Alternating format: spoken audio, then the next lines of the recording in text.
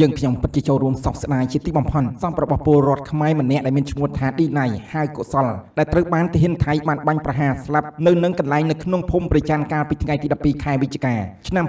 2025ត្រូវបានបញ្ជូនមកតម្កល់ធ្វើបុណ្យសពនៅវត្តច័ន្ទស៊ីក្នុងស្រុកអូជ្រៅខេត្តបន្ទាយមានជ័យយើងខ្ញុំជាប្រជាជនកម្ពុជាសូមថ្កោលទោសចំពោះការប្រើនៅអំពើហិង្សារបស់ភាគីថៃមកលើប្រជាពលរដ្ឋស៊ីវិលស្លូតត្រង់របស់កម្ពុជានៅភូមិប្រច័ណ្ឌនៅល្ងាចថ្ងៃទី12ខែវិច្ឆិកាឆ្នាំ